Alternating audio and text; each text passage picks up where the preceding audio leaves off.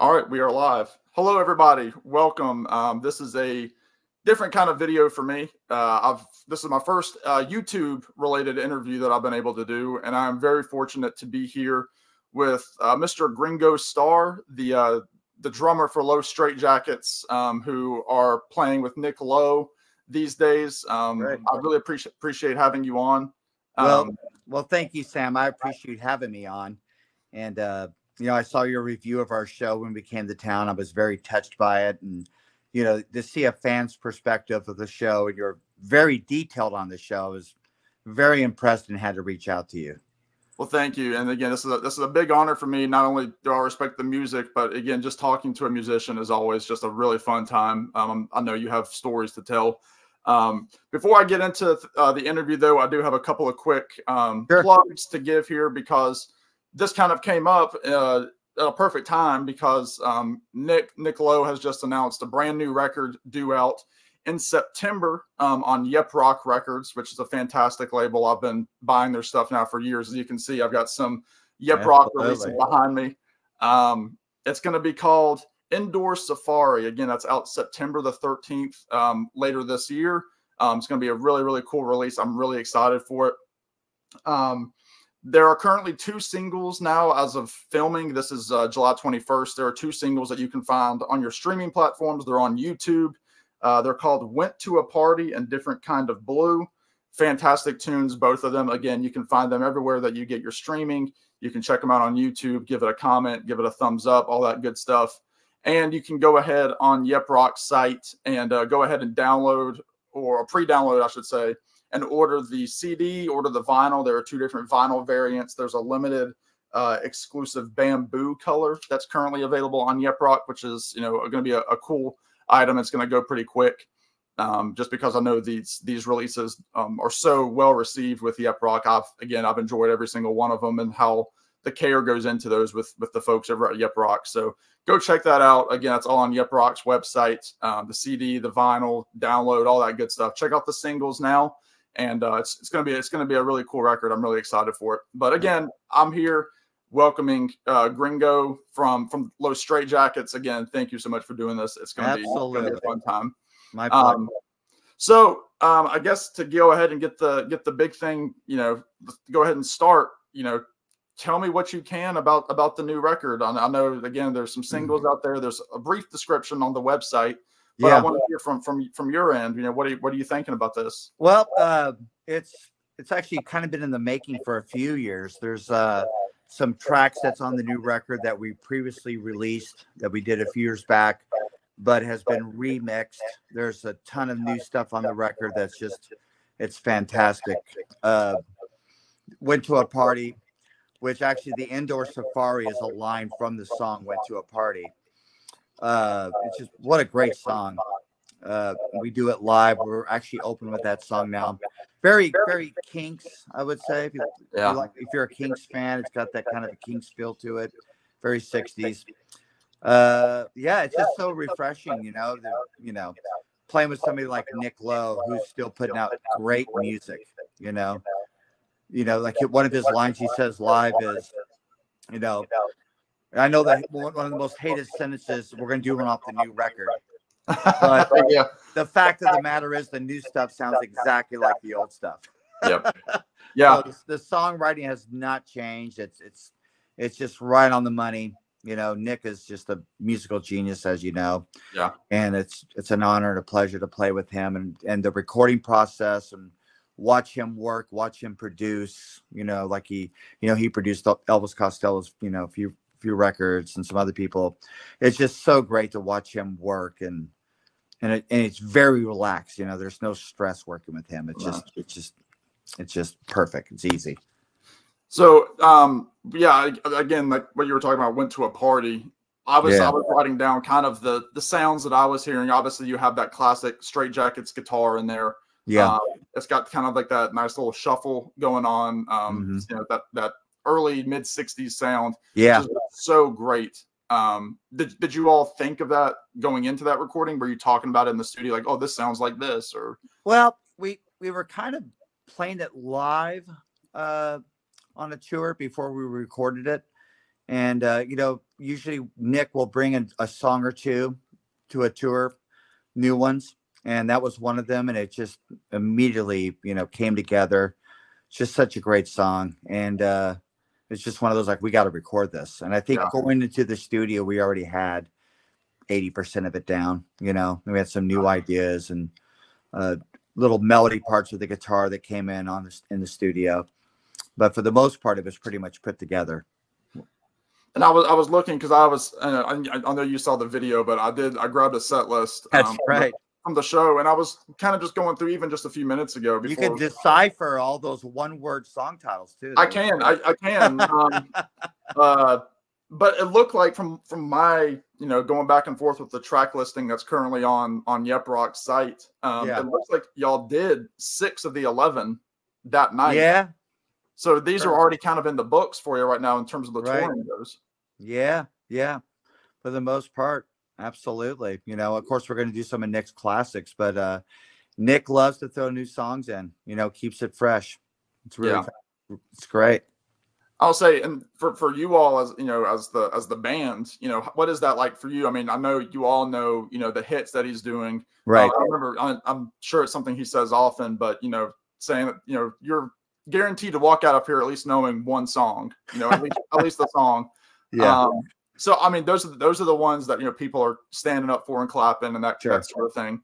But like you said, these new songs merge so well with the classic catalog. Yeah, absolutely. And one that comes to mind, which is on the new record, is Blue on Blue. That's a really, kind of groovy, I wouldn't call it a slow tempo. It's kind of a mid-tempo, but it's one that, when we first started doing it, no one knew the song, but it was a kind of immediate hit. It's got that Nick Lowe magic to it. His way with words and lyrics is just fantastic. And it's a really good mood setter. And I remember being struck by that particular song because it was toward the end of the set, because the lighting, you all had the lighting go down to obviously a blue tone, which really added to the atmosphere of the track. Yeah, absolutely. There's so many good dynamics in that song too. Where there's this breakdown in the middle, and it's just Nick with the acoustic singing, and we're not playing. And you can always tell the audience when they're digging it. There's just complete silence in the audience, and they're just listening to Nick. And when the band comes in, you can just hear the war happen. Everybody knows. We know when the audience is paying attention, and that's definitely you can tell. And like I said, it's just such a groovy song. It's fantastic. Sure. Now, do you feel? Because again, I've only been fortunate to see you all one time, but obviously Nick is very generous with the Straitjackets and gives you all a good little mini set. Does that ever feel intimidating to you? Because people are there saying like, oh, we have the Nick Lowe stuff, but obviously you all are well accomplished in your own right. I mean, just being the surf rock greats that you are. Yeah. What do you remember your first time kind of playing that mini set as one of the newer guys? But you know what? It's really natural, and playing with Nick, he considers it, it's a band. We're his band. He's our singer. I mean, he's a legend, obviously, and we're playing with him. But he approaches it as we're just one. We're a band. Yeah. So I think when he leaves the stage and we do our thing, it's totally natural, and I don't think anything out of the norm with it. I don't think any other guys do too. Yeah. Definitely Nick doesn't. He loves it. Yeah. In the last 2 songs, he's at the side of the stage watching us. Yeah. Dancing. But y'all add so much showmanship to that little portion. I mean, obviously, for those that don't know, again, go check out. I should say that too. Go check out Nick. Go check out the Straitjackets if they're anywhere near you. It's an awesome time. But you all so much, especially with you behind the drums. There's so much going on. You obviously you have the rubber chicken bit that you all bring out. I want to explain that a little bit to the folks that don't know. Well, that's kind of a recent addition. There's a Straitjackets song called Itchy Chicken, which the band's been doing for 20-something years. And I don't know, I have a funny sense of humor. I like humor, and it's kind of an old vaudeville thing where I have a rubber chicken and I do kind of a guitar off with Eddie Angel, You know, I'm doing the rubber chicken. He's doing the guitar. We're just kind of trading licks, basically. It's all in good humor. It's a great time, and I think it keeps the audience focused because, again, you don't want that moment in a show where, you know, like Nick says, you know, the worst thing the audience can hear, you know, for the general public is, you know, here's a new song off the new album, because that's the age-old joke. You know, you leave, you go get your drink, your bathroom break. But you all immediately, I mean, y'all kick right into it with the instrumental bits, and it's just high energy the whole time. Yeah. You know, we've been around for 30 years now. We actually just did a couple tours on our own as Los Straitjackets. The band's been together for 30 years. And if you ever seen our show, we do an hour and a half, you know, same length as Nick, you know, but just instrumentals. And, you know, we hold the audience. It's a great band. It's a good, good band to be in. I think we may hold the record being on Conan O'Brien 13 times when he was on the air. Wow. Yeah. So, we've been around ourselves, you know, and the way we kind of hooked up with Nick is we're both on the same record label, YepRoc Records. Mm. And we played, this is a while back, we played the 15th anniversary of YepRoc. And we were basically assigned to back up a few people on the label, and Nick Lowe was one of them. Wow. And Nick was at the time promoting his holiday record, his Christmas album. And this record, that's it right there, Quality Street. And I think we played 5 songs with him, and immediately just the chemistry was fantastic. We knew we had something. You know, we backed up other people too, and they were fantastic, but there was something with Nick that just clicked, you know. So fantastic. It makes sense too, is that, you know, Nick has these songs, you know, like Raging Eyes or Without Love, that fit right into that, you know, late 50s, 60s style. And then what he was doing, you know, with Dave Edmunds and Rockpile, with, you know, that period, you know, fit right into, you know, I'm assuming the influences that the Straitjackets have. Yeah. I think we all have, you know, that roots music influence with us.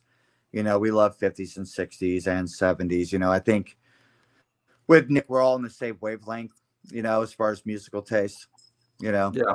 So that definitely helps. You know, there's no work. Everything we do is as one, and we're all into it, and we all enjoy the same styles of music. And it comes across beautifully on stage. Thank you. So that kind of leads in. I mean, you mentioned the Christmas record, Quality Street, which actually was recommended by a buddy of mine through YouTube. And I mean, I didn't know that this existed. This was one of the first Nick records that I actually bought. And this just happens to be the 10th anniversary set. With the 45 inside as well. But the interesting thing is, as you know, obviously, this was the last full length LP that has been released under the Nick Lowe name. Obviously, I mean, the other thing that, you know, that I have is the Lay It On Me EP that you all did at 20, which is a great record. You all do a great version of Venus on the B-side. Just, you know, fantastic surf rock version of the old tune, Venus. So, what do you, again, because so many of these songs on the new record are ones that have been on other EPs. I mean, the Tokyo Bay track was obviously, you know, pre-release, and a couple of these other songs have been out digitally or, you know, on 45s. Yeah. Can you tell me a little bit, like, you know, why now? Like, why is it time for another full-length LP? You know, it's like you're saying, like, you know, Nick hasn't done a full length in a while. You know, we've done, I want to say, 3 EPs with him. The Lay It On Me, there's Love Starvation we did, another one with trombone on it. And I think we wanted to have an LP and complete that with some new songs, just to make it a full package, you know. I think when it's all said and done, everybody would love to have a LP with 12 songs on it, you know. So, and the stuff the new songs we recorded at Alex Hall's studio in Chicago, who he also recorded JD McPherson along with some other people. He's got amazingly talented, just unbelievable sound engineer, also an amazing drummer, by the way. I mean, I used his drums. We flew into Chicago, recorded his studio for I think 3 days to run out the record. and basically handed out over the tracks that we released in the past and have him remix them. So it's all, cohesive in one package, sounds the same, and he did an amazing job, Yeah. You mentioned the Bamboo special release. I got mine last week. Okay. I got the special. It's fantastic. So I recommend it. People order yours off the YepRoc's website. Their packaging is just, second to none. YepRoc is top notch. They release quality stuff. Yeah, I mean, everything that I've received from them it's always classy. It's always well packaged. I'm not just saying that because I had this interview. I genuinely mean that. Otherwise, I wouldn't continue ordering from them. I mean, most of my Lowe collection is the YepRoc reissues. And obviously there are other artists on there that I love that I have other YepRoc releases as well. And they're always, they always arrive to my door, intact. They always arrive just, but the 45 is just always a nice little touch whenever those are available. So definitely check out the limited stuff too. That's just it's always fascinating to me though when an artist takes a long hiatus. Not that Nick ever took a hiatus. I mean, he's been constantly touring, like you said, several EPs. I also have I know this was like a special thing with the Quality Holiday Review record. That came out in conjunction with Quality Street. I found this just last summer at a record store, just kind of in the back of the bins. I said, I've never heard of this. I need to get this. Because it has the Nick classics, and then it has some of the stuff from the Quality Street record. And I've kind of become the Nick Lowe completist, and it's just been really a fun journey. I'm not there yet, but I'm getting there. I'm working my way through it. That's right. So with that, you all are going on tour. Really, the big tour starts in September, is my understanding. I think it starts in October in the U.S. We just got a tour in England going to happen in the end of September. We're actually playing the London Palladium on September 24th. And I think we have 3 or 4 more shows on that little trip. Okay. So we're going to do that, come back, and then a couple weeks later start our tour with Nick. And I think most of those dates are showing up online now, starting in New York City, Boston, Philadelphia, mainly East Coast. Sure. But it's kind of a tour we've been wanting to do where we go to our favorite venues that we played in the past and do 2 or 3 nights there. That's really cool. Yeah, it really is. Touring through the years, you have your favorite venues, and it's like, wow, it'd be really nice to have 2 or 3 nights at this place instead of just one and going on to the next town and play some venue you never played before or whatever. It's kind of cool to like visit your favorite spots, Yeah. So we're excited to do that.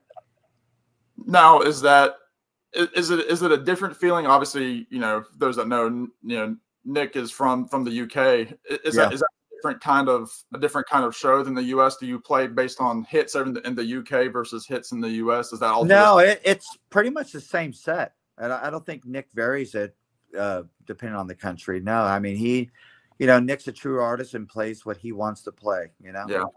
And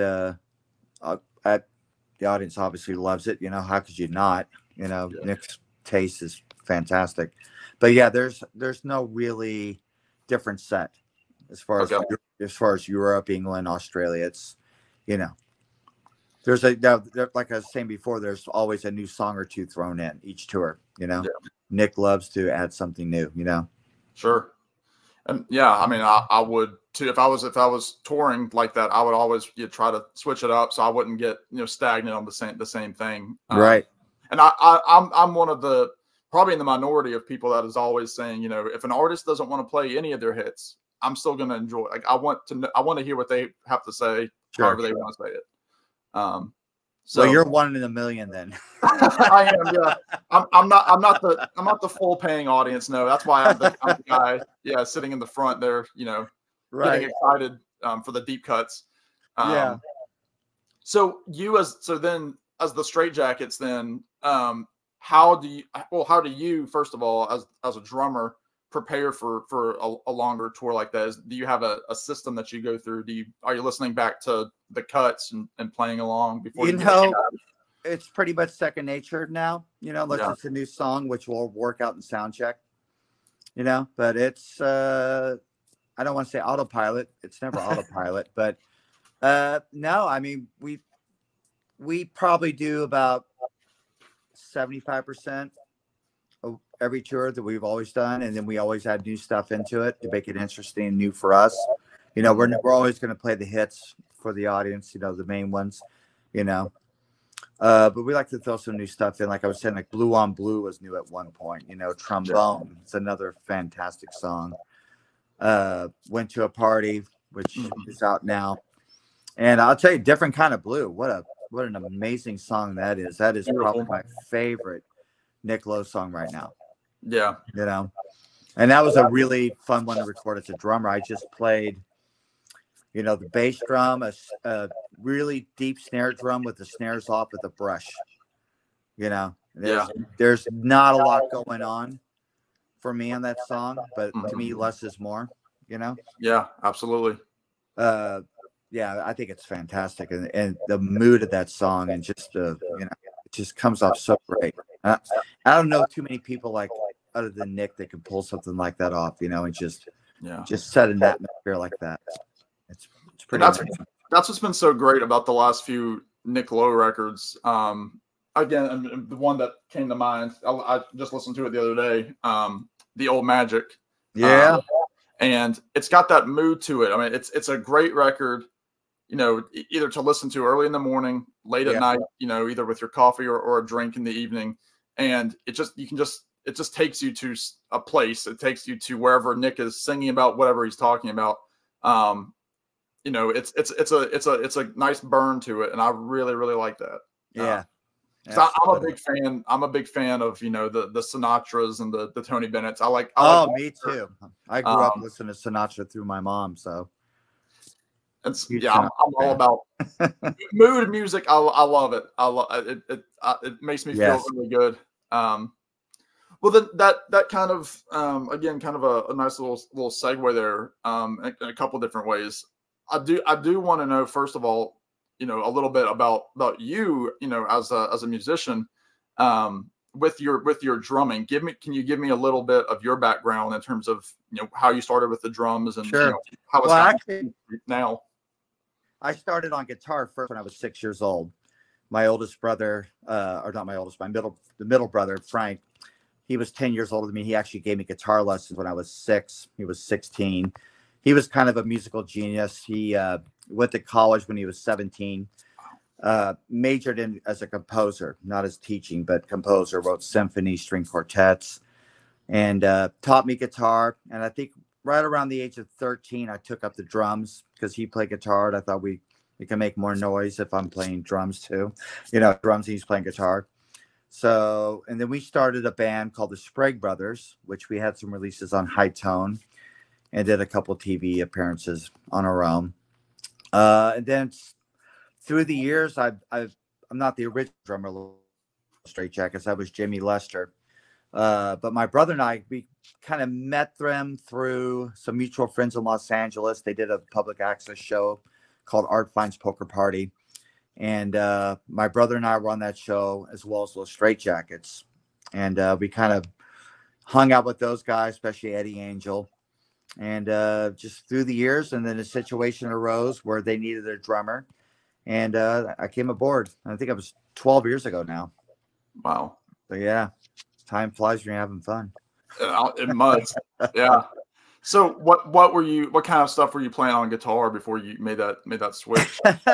Well, I was mainly stuff like the Beatles, Buddy Holly, Everly Brothers kind of stuff, Bill Haley, the Comets. It was always roots music with me, 50s and 60s stuff, and kind of same in drums. My favorite drummer was Gene Krupa. Mm-hmm. My father was a trumpet player that played in big bands in the 50s. And they actually got to see Gene Krupa in a small club and said he went around in the club and played everybody's beer glass with his drums, which is pretty amazing. What an experience.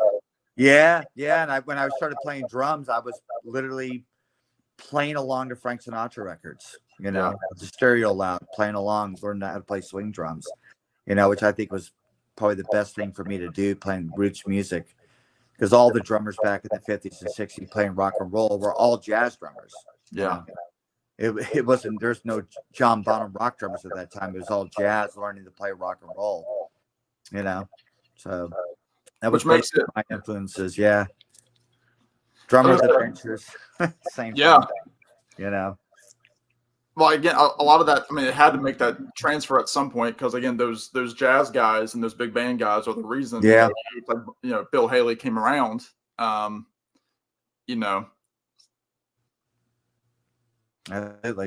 Absolutely. And then obviously, like the big guys, like Charlie Watts, he had that jazz background. Yeah. I'm a huge Ringo fan, Ringo Starr. Obviously, not just with my name, but yeah, right. But Ringo Starr, I think, is probably, the older you get and the more seasoned you tell musicians, he's one of the greats. Those songs would not be those songs without his drumming and his drum parts. Coming up with the drum part to come together, an odd drum part. Only I think he would think of that. Yeah. Right. Yeah. And from what I understand, just from friends who are drummers, they say, listening to a Ringo track and trying to play along with it first time, it's not as easy as it sounds.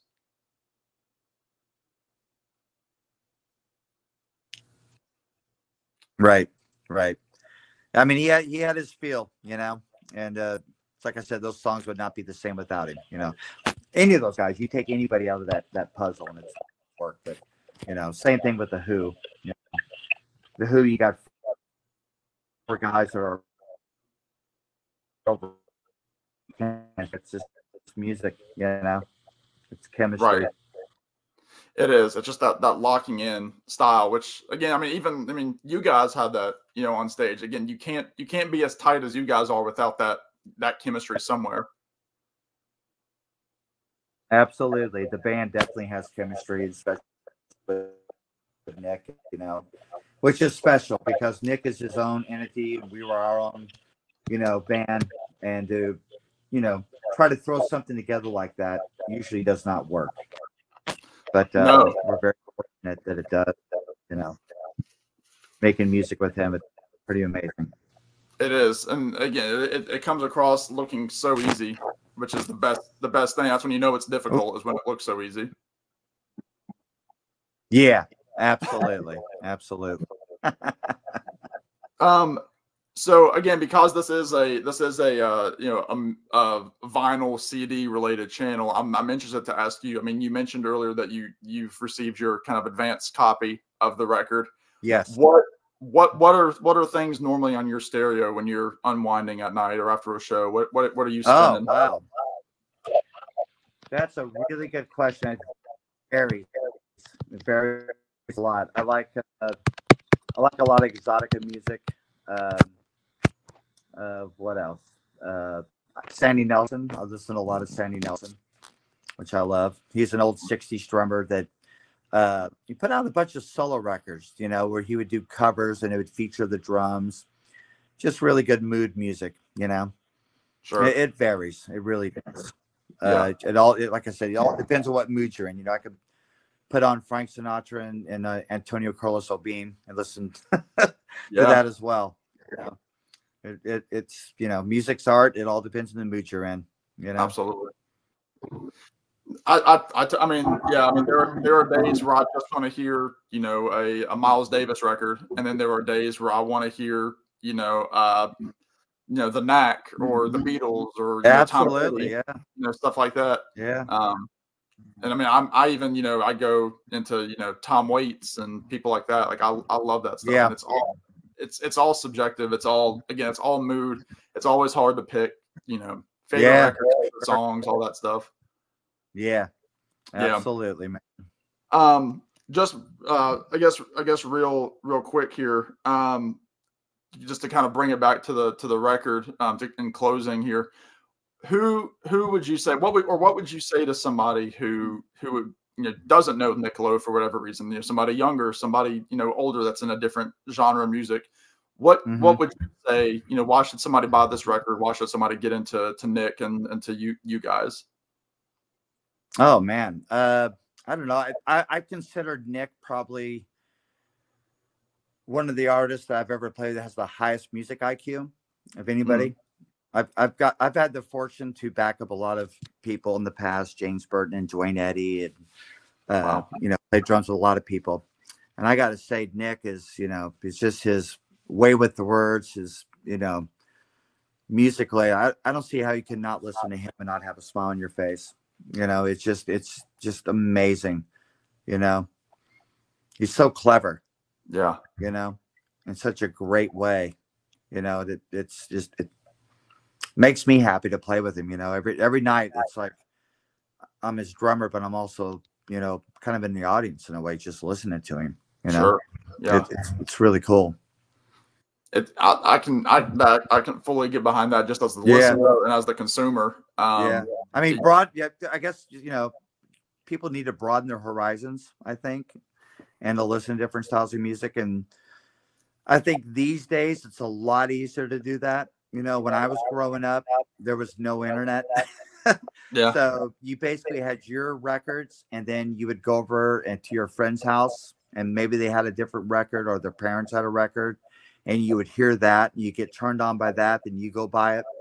You know, now with YouTube and everything else, streaming, you could put on a station on Spotify, and then 2 hours later, you'll listen to something completely off the wall that you did not originally program yourself in to listen to. You know, so kids these days are listening to stuff that we never had that opportunity. You know, you started something that's modern. Next thing you know, you're listening to something from the 40s. Yeah. You know? So in that, you know, perspective, I think we're living in a really great time. You know, and people do have more of an open mind listening to music, and there's young people out at these shows who really dig rock and roll, you know, the traditional rock and roll. So, you know, there's hope. There's definitely hope. And I can say, I mean, I just turned 30 in May, and I mean, especially just with the vinyl resurgence, the way it's going. I mean, I think it's really making a comeback for people to actually listen to a full record. No matter who they're listening to full records again. Right. Slowly but surely. I have hope too. Yeah, absolutely. I mean, I remember back in the 80s when CDs came out, and they're saying that's the end of vinyl. They're actually saying that was the end of drums. You know, it was all electronic drums, and no one's going to pick up a guitar again. It's going to be all synthesizers, you know. And I just think, you know, good things stand the test of time, you know, and I think vinyl's one of those. You know, people want to be able to hold the product and read the liner notes, you know, put the record on. It's an experience, you know. It is. I mean, I love my iPod, but there's nothing like putting a record on and listening from start to finish and turning it over and listen to the second side, you know. I don't think that will ever be replaced, you know, as far as I'm concerned, my lifetime.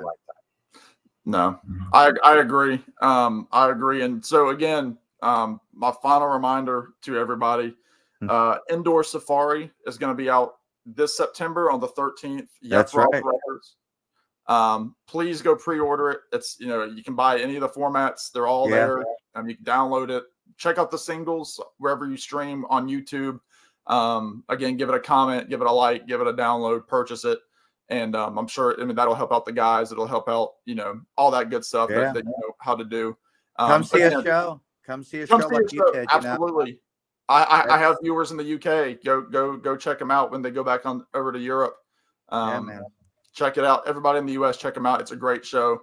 Again, I can personally say now, having seen you all, it's a moment. Yeah, I'll remember it. I'll remember it forever. It was a great show.